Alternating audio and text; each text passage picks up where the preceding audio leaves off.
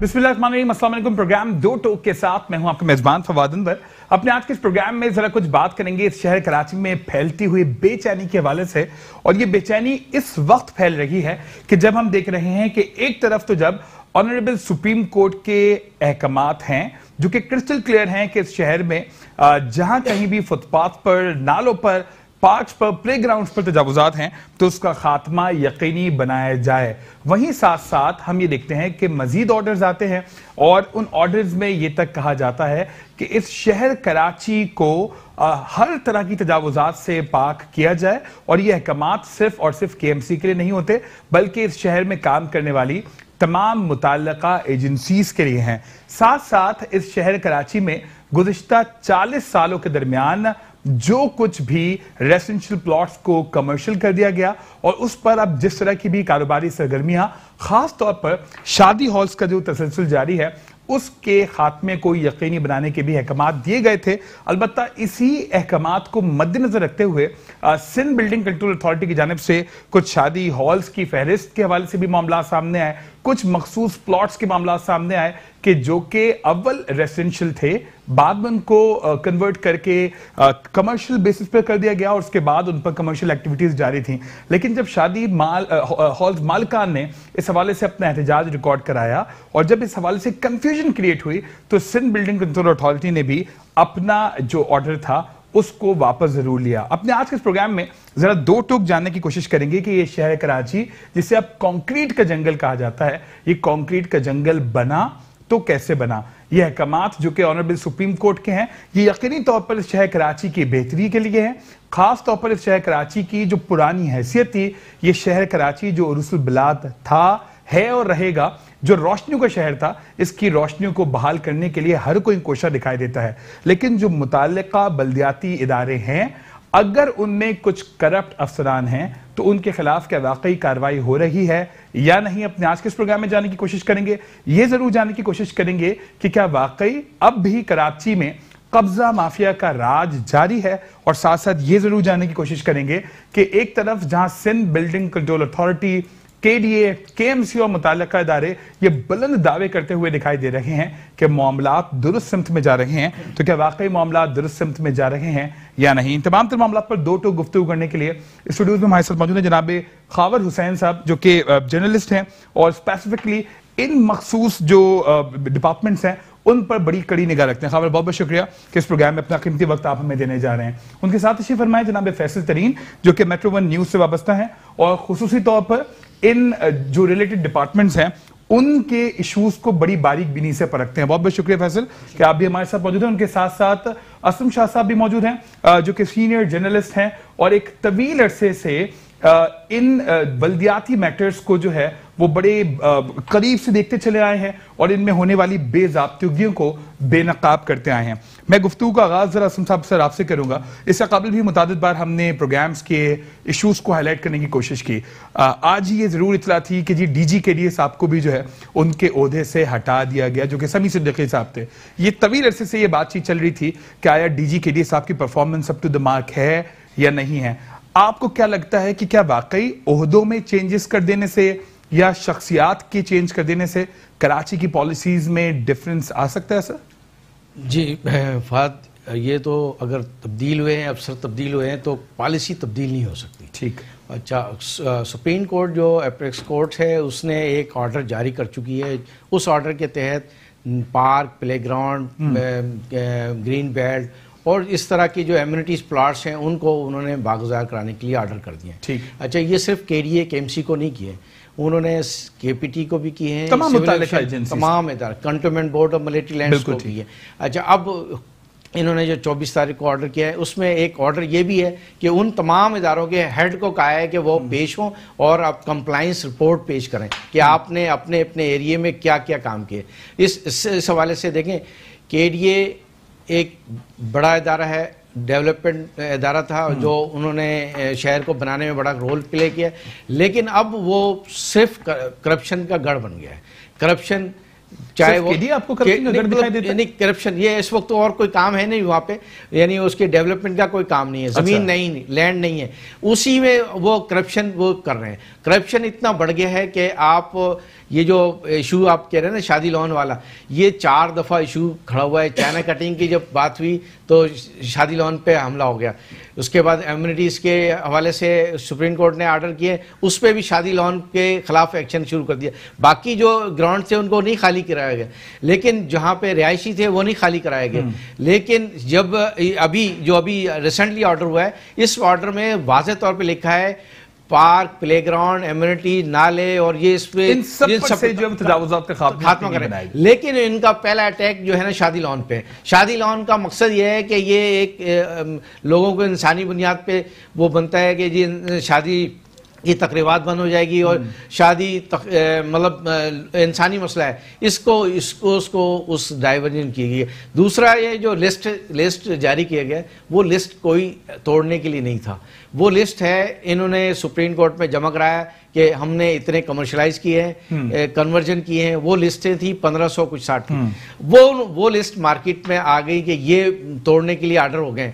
फिर इन्होंने जो फर्दन जिन शादी लोन को नोटिस किए थे, उन नोटिस के जवाब में ये पूरे शहर में पैनिक फट गया, बल्कि यहाँ से इस्लामाबाद तक के लोगों ने इसको नोटिस लिया है और वहाँ पे भी ये चमोगमी शुरू रही है कराची में कि 25 सालों से 30 सालों से क्या हो रहा था। ठीक है, या ज़मीनों पे कब्जे हो रहे थे, ज़मीनों के मामलात में यानी सियासी जमातें इन्वॉल्व हुई, और कमर्शलाइजेशन तो खालिस्तान सियासी बुनियादों पे होती रही है बहुत सारे, और वो उसमें मिनिस्टर इन्वॉल्व रहे हैं, पार्टी इन्वॉल्व रही है। कमर्शियलाइजेशन की बात करें, इसके ऊपर डिटेल में हम जरा आपसे बात करेंगे। फैसल ये मुझे बताइएगा, गो के एक तवील टाइम से आप भी इन तमाम तर मामलात को देख रहे हैं, ये इशू दरअसल है क्या? कमर्शलाइजेशन की जब हम बात करते हैं तो कमर्शियल रोड जब डिक्लेयर होना शुरू हुए, हमने अभी तक मालूम जो किया उसके मुताबिक नेमतुल्लाह खान साहब के दौर में 6 अहम रोड्स थे जो कि कमर्शियल डिक्लेयर किए गए, और किसी एक मखसूस बंदे के कहने पे कमर्शियल डिक्लेयर नहीं होते थे, बल्कि इसके लिए पूरी कमेटी अप्रूवल चाहिए होती थी। तो ये मामला दरअसल है क्या, और इसमें क्या इतने पैसों की इन्वॉल्वमेंट है कि जिसकी वजह से अब उन पैसों के एवज इस शहर को कंक्रीट का जंगल बना दिया गया? देखिए फवाद, पहले तो आपकी बात से मैं बिल्कुल इत्तेफाक करूंगा कि इस शहर को जो है वो कंक्रीट का जंगल बना दिया गया, किसी और ने ये काम नहीं किया।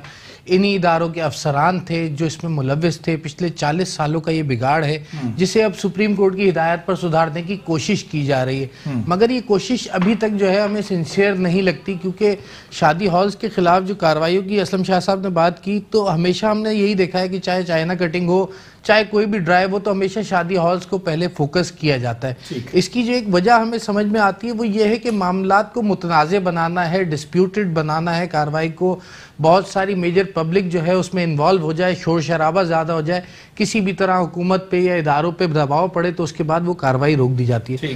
मैं थोड़ा सा आपको इसमें कंक्लूड करना चाहूँगा, ये मामला आज का नहीं है, ये 24 तारीख का नहीं है, 22 तारीख का नहीं है, ये 11 के 2016 से जो है ये केस शुरू हुआ था।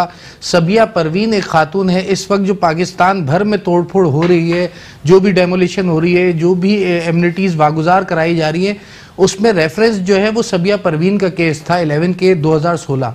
10 फरवरी 2017 को इसका फैसला आया था, जिसमें पहली बार सुप्रीम कोर्ट ने ये कहा था कि तमाम रफाई अराजियां जो है वो वागुजार कराई जाए और उसके बाद असल शक्ल में बहाल की जाए। इसमें एक मजे की बात यह है कि उस वक्त भी जिस जज ने फैसला दिया था वो जस्टिस गुलजार अहमद थे, उनके साथ जस्टिस मकबूल बाकर थे। उन्होंने अब इसको कंटिन्यू किया है और ये 19K में जो है उनका फैसला आया है दोबारा से, जिसमें रफाई अराजियां वागुजार कराने की बात की गई है और शहर के असल मास्टर प्लान को अपनी हैसियत में बहाल करने की बात। शहर को अपने असल हैसियत में जो बहाल करने वाली बात है, मुझे तो दो टोक आप ये बताएं, फिर मैं जरा खावा की तरफ जाऊंगा। ये जो आप बात करते हैं और अच्छी बात है कि जो ऑनरेबल सुप्रीम कोर्ट के ऑर्डर्स हैं उनकी कंप्लायंस भी बेइंतहा जरूरी है, तो जो अफसरान इस तरह के मामलात पे वाकईतन मुलव्विस रहे हैं, मैं अगर स्पेसिफिकली बात करूं सिंध बिल्डिंग कंट्रोल अथॉरिटी की या KDA की या KMC की, अगर इन 3 इदारों की हम बात करें, तो आपके ख्याल में लगता है कि उन करप्ट अफसरान का सफाया हो गया या उनके सेटअप्स अभी भी चल रहे हैं? दो टोक मुझे बताइएगा। बिल्कुल अभी भी चल रहे हैं, सबकी दुकानें चल रही हैं। इस वक्त भी जो नोटिस सर्व किए जा रहे हैं उसका मकसद सिर्फ कोई कार्रवाई करना नहीं है, पैसे बटोरना है, पैसे जमा करना है, चाहे वो सरकारी खजाने में आए या अफसरान की जेबों में जाए। बिल्कुल इसका ये दो टोको मौक़िफ़ है। खबर इस बात से इत्तेफाक करेंगे, गो कि मैं चाहूंगा कि कंटिन्यूशन रखें। मुझे ये बताइएगा, हमने देखा कि जी कमर्शियल एक्टिविटीज के खिलाफ जब कार्रवाई होती है, एक रीसेंट एग्जाम्पल, एक खास बड़ा मशहूर रेस्टोरेंट था खालिद बिन वलीद रोड पर, उसको नोटिस सर्व होता है, उसका स्टेटस तब्दील कर लिया जाता है। तो ये स्टेटस तब्दील करना इतना आसान होता है या इसके भी अंडर टेबल पैसे? जरा मुझे दो टोक बताएं। जैसे अभी फैसल ने कहा कि जो है वो रेट, मैं आपको बताऊं कि रेट दुगने हो गए जब से ये खौफ है सुप्रीम कोर्ट के नाम पर, नैब के नाम पर और एंटी करप्शन के नाम पर। इन्होंने अपने पैसे डबल कर दिए। जो काम अंडर द टेबल जो है 10 रुपए में हो जाता था, अब वो 20 रुपए में हो रहा है। तो इनके तो मजे आ गए, इनको तो समझ लो कि वो एक मौका मिल गया कि भाई तो हमें बताया जाता है कि जी इदारे बेइंतहा मुतहर्रिक हैं, बिल्कुल तमाम तर चीजों पे बड़ी कड़ी निगाह रखी जा रही है। पैसे बढ़ाने के लिए आप तो इसकी बात बिल्कुल बरक्स कर रहे हैं। ऐसे ही पैसे बढ़ाने के अभी भी मामला वैसे ही चल रहे हैं। बिल्कुल चल रहे हैं। पैसा फेंके आप और जो चाहिए आपको वो आपको इस शहर में मिल जाएगा। सिर्फ अब क्या है कि जो 10 रुपए में काम हो रहा था अब वो 20 रुपए में हो रहा है क्योंकि इदारे मुतहर्रिक हैं। ये एक इनके पास जवाब आ गया। मैं बताऊं, ये मास्टर प्लान जो है 2001 में जो है वो गालिबन सिटी डिस्ट्रिक्ट गवर्नमेंट के अंडर में आया और उसके बाद नेमतुल्लाह खान ने 2003 में जो है वो सिटी डिस्ट्रिक्ट काउंसिल ने जो है वो एक करारदाद मंजूर की और इसको कुछ जो रोड्स थे उनको कमर्शियल कराया। टोटल जो है 930 प्लाट्स हैं जिनको कमर्शलाइज किया गया इस ऑर्डिनेंस के तहत या इस कानून के तहत। उसके बाद फिर अदालतों में कुछ लोग गए इस फैसले के खिलाफ कि काउंसिल ने जो ये फैसला किया गलत है, तो वहां पर अदालतों ने इस फैसले को सही करार दिया और वो जो अपील जो इस फैसले के खिलाफ की गई थी काउंसिल के, उसे जो है वो रद्द किया गया, मुस्तरद कर दिया गया। यानी कि ये जो फैसला हुआ है इस पर भी अदालत की मोहर लगी हुई है। ये जितने भी बिल्डिंग्स बनी हुई हैं ये अदालत की मर्जी से बनी है।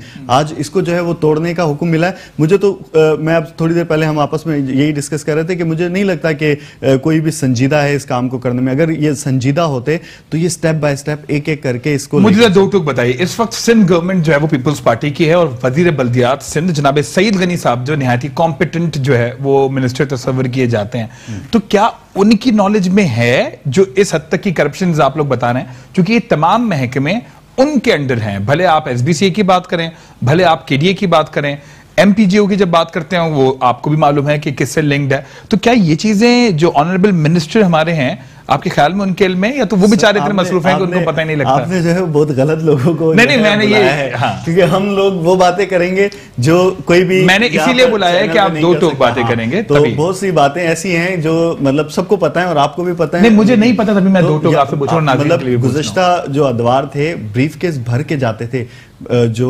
मिनिस्टर्स के पास के अफसरान जो थे वो रात को सीवीयू के करीब एक बंगला था, उस बंगले में जाते थे और फिर वहां पर मिनिस्टर साहब खुद रात को आते थे और वो जो है वो अपनी गाड़ी भर के वहां से पैसों की लेके जाते थे। आप मुख्तलिफ मिनिस्टर्स के अदवार की बात बता रहे हैं किसी पिछले 2 से 3 साल की बात बता रहा हूं मैं, पिछले 2 से 3 यानी कि आप, मैं अगर दो टोक आपसे पूछूं तो आप जाम खान शुरू साहब के बारे में भी ये बात करेंगे, बिल्कुल शर्जील मेमन के बारे में भी ये बात करेंगे, आगा सिराज दुरानी साहब के बारे में भी ये बात करेंगे, नासिर हुसैन शाह के बारे में भी ये बात करेंगे। इससे पहले ही भी ये सब चल रहा था। लेकिन मैं जो अभी करंट, आपको मैं इतनी ज्यादा पुरानी बातों में नहीं जाता, मंजूर काका के दौर की बात नहीं कर रहा हूं मैं अब 2 साल 3 साल पहले की बात बता रहा हूं कि सीवीयू, आपको मालूम है सीवीयू पे किसका घर था और वहां पे क्या होता था। ब्रीफकेस भर के जाते थे और गाड़ी में वो लोड होते थे और फिर उसके बाद वहां से अब तो वो ब्रीफकेस का सिलसिला नहीं है ना, अब कुछ थमा, लेकिन अब भी काम जो है वो, मैं बार बार बोल रहा हूं सईद गनी साहब की जो कॉम्पिटेंसी है हाँ, उसके ऊपर कोई शक एटलीस्ट उन्होंने कुछ बेहतर करने की कोशिश की है। लेकिन आप लोग जो बता रहे हैं इट मींस ये तो मामला अभी भी गड़बड़ है। सईद गनी के हाथ में सब कुछ नहीं है। मसला ये है कि किसके हाथ में? आवे का आवा बिगड़ा हुआ है, पूरे की पूरी जो है वो चेन है, मुख्तलिफ इदारे मुलविस हैं इसमें जो साथ में उनके जो है वो काम कर रहे हैं। ठीक, अब उनका काम हो। असम साहब सर मैं जरा आपसे मुझे दो टूक जवाब दीजिएगा फिर मैं ब्रेक की तरफ जाऊंगा। ये सर हो क्या रहा है शहर कराची के साथ? क्योंकि स्पेसिफिकली शहर को बेहतर करने की बात तो हर कोई कर रहा है, लेकिन जिस तरह खावर ने भी कहा, फैसल भी ये बात कह रहे हैं कि जी बज़ाहिर संजीदगी दिखाई नहीं देती। अगर वो करप्ट अफसरान अपनी सीट्स पर विराजमान रहेंगे, मैं तो भी नाम भी लेना चाहूंगा कि अगर आप लोग नाम ले सकें, तो क्या वाकई इस तरह से कुछ बेहतरी आ सकती है या बिगाड़ की तरफ ही हम जाते रहेंगे? शाह साहब फाद ये मसला ये है कि बिल्डिंग कंट्रोल हो, केडीए हो, केएमसी हो, वाटर बोर्ड, इनमें गिने चुने सबको पता है कि कौन करप्ट है और किस तरह की से काम करते हैं। जब सबको पता है कि ये करप्ट है, अभी हमें आपको तो ये ब्रीफ किया जाता है कि जी नो कॉम्प्रोमाइज पॉलिसी है करप्शन के ऊपर, फेडरल लेवल पे भी, सूबाई लेवल पे भी, तो ये लेकिन वो अफसरान कैसे विराजमान है? अब भी इस तरह करप्शन के मामला चल रहे हैं और वो इसीलिए चल रहे हैं कि उनका सिस्टम है। 1%, 2%, 4%, 5%, ये हर अफसर का रेट फिक्स है और उसको बैकडोर से दे दिया जाता है और उसे कैलकुलेट कर दिया जाता है कि इतने पैसे आपको मिल जाएंगे। बस ये अब भी चल रहा है, ये नहीं कि ख़त्म हो गया। मैं आपके एक इस शो के हवाले से बताना चाहता हूँ। देखिए, कमर्शलाइजेशन के हवाले से मंजूर काका ने 2 ऑर्डर ऐसे हुए हैं जो मंजूर काका ने अपने लिए कराए थे। एक ऑर्डर ऐसा था 2011 में हुए, वो सिटी काउंसिल के जो अख्तियारात थे, जी वो बिल्कुल वो अपने पास लिए। दूसरा ऑर्डर हुआ है सीएम के जो एग्जीक्यूटिव चीफ एग्जीक्यूटिव, वो उनके पास पावर चली गई थी। अच्छा, वो पावर अब भी डीजी के पास मौजूद के पास है। अगर नीयत सही होगी तो ये ऑर्डर कैंसिल हो सकता था, विड्रॉ हो सकता था, इस कानून को तब्दील किया जा सकता था, लेकिन नहीं किया गया। पीपल्स पार्टी की नीयत सही नहीं है कि वो इसको बेहतर करने के लिए पोजीशन में नहीं है। उनके लोग भी काफ़ी लोग जुड़े हुए हैं इससे, जो करप्शन के देखें, करप्शन देखें ना, कागज राज दौरानी के दौर में भी हुआ है। टप्पी अवेज मुजफ्फर टप्पी साहब बिल्डिंग कंट्रोल नहीं आए, लेकिन उस दौर में भी करप्शन हो रही थी और वो अपना हिस्सा वसूल कर रहे थे बाहर बैठ के। सरजील मेमन बिल्डिंग कंट्रोल नहीं आए, लेकिन उन्होंने भी अपना हिस्सा वसूल किया है बाहर बैठ करके।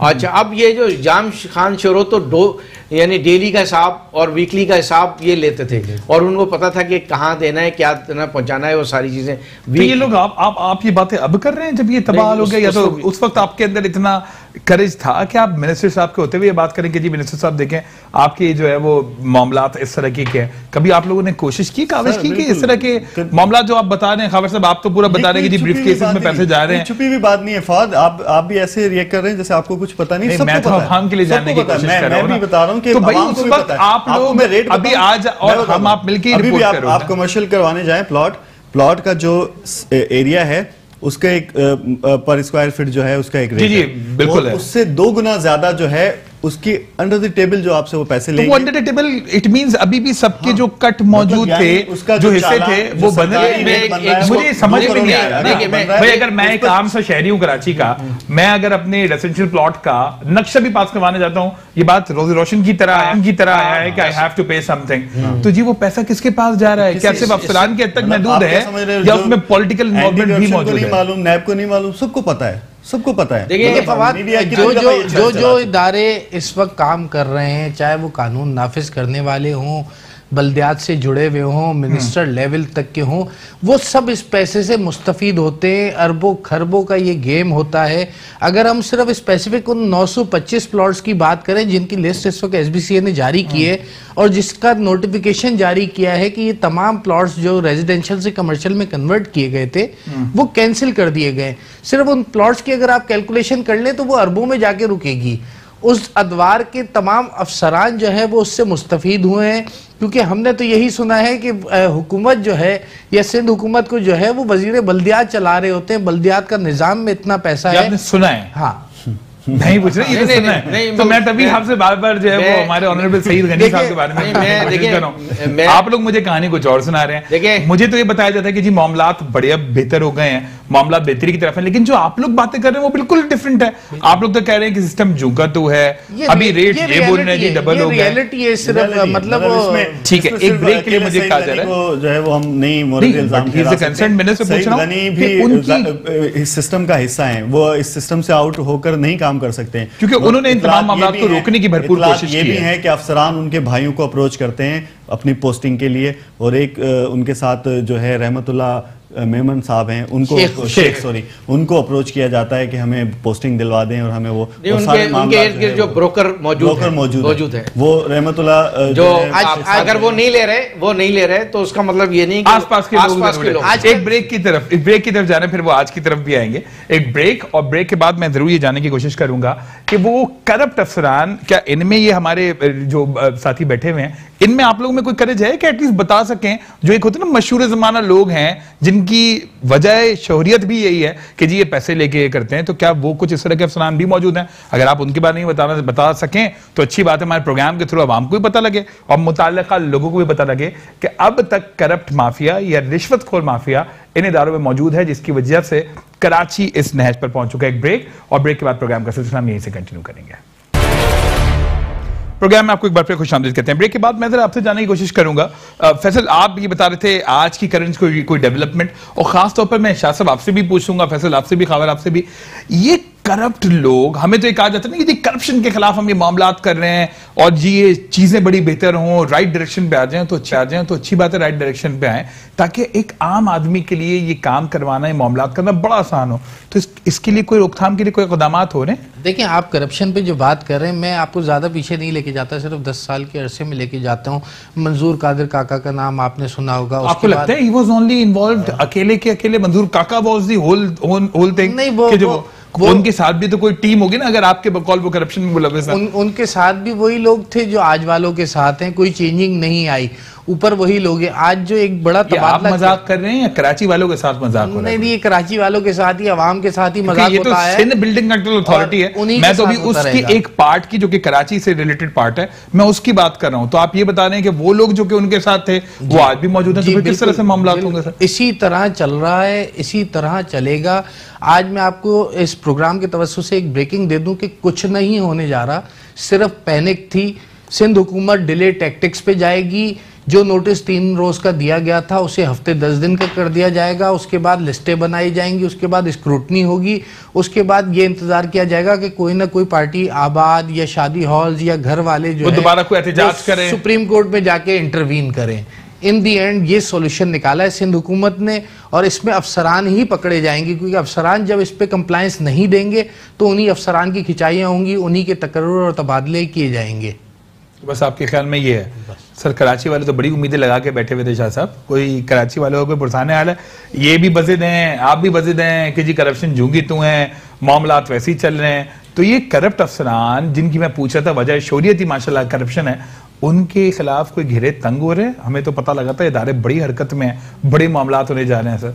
सर मसला ये है कि जो नैब है वो उसमें इस वक्त जितने लोग अपॉइंट हुए हैं, 129 IU हैं, इनमें ज़्यादातर लोग ज़रदारी के दौर में, पीपल्स पार्टी के दौर में अपॉइंट हुए हैं। लिहाजा ये एक्शन लेने के मूड में नहीं है कोई भी। वो और डीले टैक्स इस्तेमाल करते हैं, और वो और तवील अरसे से बेशुमार जो केसेस हैं, पेंडिंग केसेस हैं, उनको उन्होंने अंदर मतलब फाइलों में दबा के रखा हुआ है। अभी जो मौजूदा ब्रिगेडियर साहब आए थे, ये जो DG इस वक्त हैं मतलब सिंध के, वो उन्होंने बहुत कोशिश की कि फ़ाइलें निकालें। पता लगा कि इतनी फ़ाइलें गर्द में पड़ी हुई हैं, और उन्होंने आज तक इंक्वायरी ऑर्डर हो गए, उनके खिलाफ एक्शन के लिए ऑर्डर हो गए, वो कंप्लाइंस नहीं हुआ है। दूसरा ये कि कोर्ट में नैब ने कंप्लाइंस ना करने की वजह से बहुत सारे केसेस आहिस्ते आहिस्ते ख़त्म हो रहे हैं।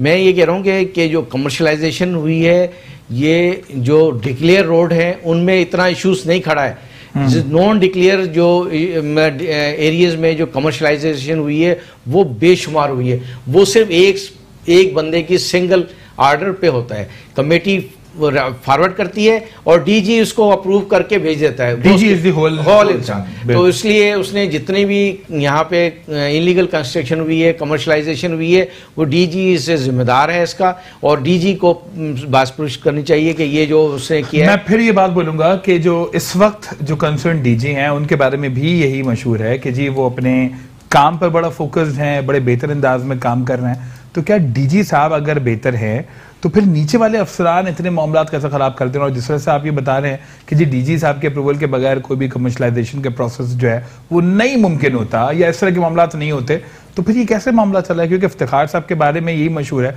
कि जी ठीक है वो काम के मामले में बड़े परफेक्ट हैं। Is that so? मैं उस पे नहीं आ रहा कि आपके काम के मामले में मैं उस पे आना चाहता हूं, तभी मैं आपसे पूछ रहा हूं।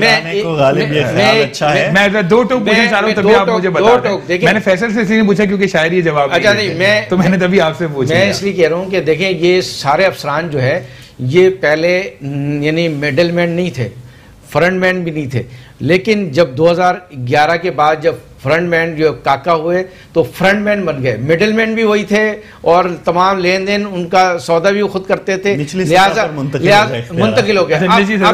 अब ये आप नहीं कह सकते कि फ्रंटमैन नहीं है, उनके वो फ्रंटमैन खुद हैं, मिडलमैन खुद है। तमाम जो अफसरान इस वक्त हैं। पहले ये होता था कि मिडिल मैन होते थे, पीछे से कोई आता था, कोई उसको रेफर करता था, सिफारिश करता था, वो उसको लेन देन के मामले। अभी तो ऐसा नहीं होता, आप डायरेक्ट नहीं, तो अभी भी ऐसा तो नहीं कुछ मखसूस डायरेक्टर्स हों जिनको कोई कुछ अपने साथ भी रखते हो, उनसे बोला जाता है ये मामला देखेंगे, ऐसा तो नहीं रहेगा ना कि इदारे का सरबराह जो है इस तरह है। कुछ जो फेवरेट लोग हैं उनको फेवरेट जो है वो पोस्टिंग्स दी जाती है। जिसमें उमेर का आप जिक्र कर रहे थे, उमेर आप देखें, अच्छा इस तरह के नाम है, बहुत सारे बहुत सारे फवाद डायरेक्टर्स ऐसे हैं जो बेचारों को पोस्टिंग ही नहीं मिल रही है, काफी अरसे से नहीं मिल रही, और अगर उनको मिलती है तो गडाप टाउन मिलता है, उनको मलीर मिलता है, उनको रंगी टाउन, उनको कोरंगी मिलता है। और कुछ डायरेक्टर्स ऐसे हैं जो मुसलसल आप देखेंगे वो गुलिस्तान जौहर में होंगे, वो गुलशन टाउन में होंगे, वो जमशेद टाउन में होंगे, ये वो है गुलबर्ग। ये तो बड़े जिसे कहते हैं ना ऐसे एरियाज कहलाते हैं जो कि वाकई हॉट फेवरेट होते हैं। ये कमाऊपूत कहलाते हैं जो है। इनमें तैनाती कैसे मुमकिन होती है खबर, ये थोड़ा मुझे बताएं। बस इसके लिए बहुत बड़ा लेन देन करना पड़ता है। ये कुछ चंद हैं जिन्हें आप उंगलियों पे गिन सकते हैं, जिन्हें हम कमाऊपूत अफसरान कहते हैं। उनका काम ही यही होता है कि वो अफसरान, सिंध हुकूमत के अफसरान इन सब से कॉन्टेक्स्ट में रहते हैं, उनकी ज़रूरियात पूरी करते हैं, उर्फ़ आम में जो है फटीकें होती हैं वो निपटाते हैं। इसी बिना पर इन अफसरान को एक एक दो तैनातियाँ दी जाती हैं, सुप्रीम कोर्ट की वायलेशंस की जाती हैं, OPS पर लगा दिए जाते हैं, डेपुटेशन पर कई अफसरान आज भी मौजूद हैं। कोई हैं अगर आप नाम लेना चाहें, क्योंकि दो टोक मेरा प्रोग्राम है, मैं चाहूंगा जरूर आप बताएं, क्योंकि जिस तरह इन्होंने एक नाम लिया जो कि हमारे इस वक्त के मुतालिका DG साहब के बड़े करीब तस्वर किए जाते हैं, और मामलात भी आप बता रहे हैं वो अक्सर देख रहे होते हैं। इस वक्त जो करीब तरीन अफसरान है DG SBC इफ्तिखार कायम खानी के, उनमें जमील मेमन आते हैं, उमैर मकबूल आते हैं, मुश्ताक अहमद सुमरो आते हैं, इसके अलावा फरहान कैसर आते हैं। ये वो चंद अफसरान हैं जो कि उंगलियों पे गिन सकते हैं आप, और ये बहुत करीब रहते हैं, बहुत ही असर रसूख वाले अफसरान बताए जाते हैं। चाहे वो तबादले हों, तकर्रियाँ हों, किसी को कोई टाउन अलॉट करना हो, वो सब इनका काम होता है। नहीं तो माजी में तो हमने ये तक भी देखा है कि मखसूस टाउन्स लगता ही होता कि ठेके पे दे दिए गए और इस तरह के मामला चलते गए, तो क्या उसमें कुछ कमी आई है? क्योंकि मैं आज स्पेसिफिकली अब SBC की बात आप पिछले 10 साल का रिकॉर्ड उठाएं और उन 10 सालों में देखें कि ये टाउन्स किन के पास रहे, कौन सा डायरेक्टर इन टाउन्स में ज्यादा रहा है। ये जो नाम अभी मेरे भाई ने लिए हैं ना, यही डायरेक्टर्स हैं। मुसलसल 10 सालों से आप देखेंगे कि जमशेद से निकले तो गुलबर्ग आ गए, गुलबर्ग से निकले लियाकताबाद आ गए, लियाकताबाद से निकले तो जमशेद टाउन आ गए, गुलशन आ गए। ये यहाँ इन्हीं में रहेंगे। ये कभी आपको नहीं नजर आएगा कभी गडाप टाउन गए, कभी ये औरंगी टाउन गए, कभी ये कोरंगी में गए, इस तरह की। मुझे ये बताइएगा ये सिर्फ और सिर्फ जो आप लोग अभी मुझे बातें बता रही है, सिर्फ सिंध बिल्डिंग कंट्रोल अथॉरिटी की बात है, या तो KDA में भी यही मामला है, KMC में भी यही मामला है, या तो हर महकमे के अलग अलग मामला हैं? साहब देखिए, मुनाफा बख्श जो सीटें होती हैं वो उसके लिए तो बिल्डिंग कंट्रोल में बिल्कुल परफेक्ट सौदा है। अच्छा, कैश का सौदा है। दूसरा वो उधार नहीं, उन्होंने परसेंटेज तय कर लिया था, इतने KMC में तो मामला हैं, ठेके हैं और जो है मेंटेनेंस के, और जो एक बजट उनका बना हुआ उसमें बड़ा, वो उसके लिए एक अलग प्रोग्राम रखें और उसमें मुझे बुलाएं, मैं आपको बहुत सारी ऐसी बड़ी चीजें तो आपको मेरे अलावा आपको क्या पता कोई और भी बुला ले, क्योंकि आपका अगर इतनी मालूमात है, आपको ये भी पता है कि जी क्लिफ्टन में कौन सा घर है, तो सीवी पे कौन सा घर है, तो ये मालूमात आपको मुताल्लिका लोगों को भी देनी चाहिए ना। तो मैं आपको फिर बहुत सारी बजट बुक लेकर आऊंगा मुझे, और मैं आपको दिखाऊंगा कि बजट में जो है,